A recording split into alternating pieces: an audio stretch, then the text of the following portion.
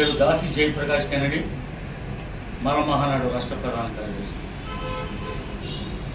ఈరోజు ఈ ఆంధ్ర రాష్ట్రంలో జరుగుతున్న పరిణామాలు, దళితుల మీద దాడులు, దళితుని విభజించే పాలన, ఈ వర్గీకరణ జరిగే విషయంలో ఎవరూ కూడా నిద్రపోయే పరిస్థితి లేదు.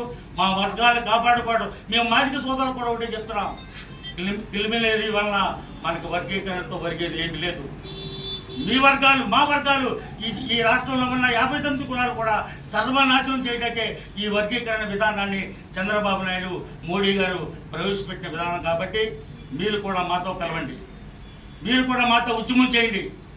ఈ అగ్రమైన రాజకీయ పార్టీలు తరిమి కొడతాకి మాతో చేతులు కలవండి. అంబేద్కర్ ఆశయాల కోసం మనందరం కలిసికట్టుగా పోరాడతాం. ఇంకొక విషయం మీకు తెలియజేస్తున్నాం. విజయవాడ నగరంలో ఎంతో ప్రతిష్టాత్మకంగా, ఈ దేశంలో లేని విధంగా మా అందరి ఆరాధ్య దైవం, రాజ్యాంగ నిర్మాత డాక్టర్ బాబాసాహెబ్ అంబేద్కర్ గారి యొక్క 125 అడుగుల విగ్రహాన్ని గత ప్రభుత్వం ఏర్పాటు చేస్తే, గత 2 రోజుల క్రితం జరిగిన దారి మీరందరూ చూసి ఉంటారు. మీ మీడియా ద్వారా అర్ధరాత్రి మేమందరూ చూసి చలించిపోయాం. మా దేవుడైన అంబేద్కర్ విగ్రహాన్ని ధ్వంసం చేయడానికి వచ్చారంటే, ఒరే నీచులారా, మీకెంత ధైర్యం!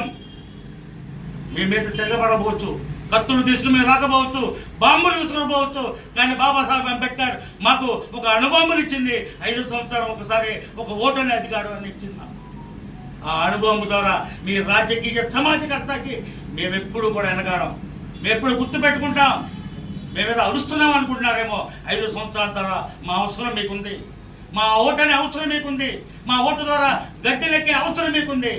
ఆ రోజు ఎట్టి పరిస్థితుల్లో పగ తీర్చుకోవడానికి మేమందరం కూడా సమ్మిళితంగా ఉన్నామని, ఆ విగ్రహం మీద జరిగిన దాడిని తీవ్రంగా ఖండిస్తూ, రానున్న కాలంలో చంద్రబాబు నాయుడు యొక్క ప్రభుత్వాన్ని, మోడీ యొక్క ప్రభుత్వాన్ని నిలదీసి అవసరమైతే ఈ దేశాన్ని మరో బంగ్లాదేశ్ ఉద్యమంలాగా దళితులందరూ కూడా తిరుగుబాటు చేస్తామని తమ ద్వారా వీళ్ళందరినీ హెచ్చరిక చేస్తూ, ఈ వర్గీకరణ యొక్క అంశాన్ని విరమించుకోవాలని చెప్పని మీకు తెలియజేస్తున్నాం.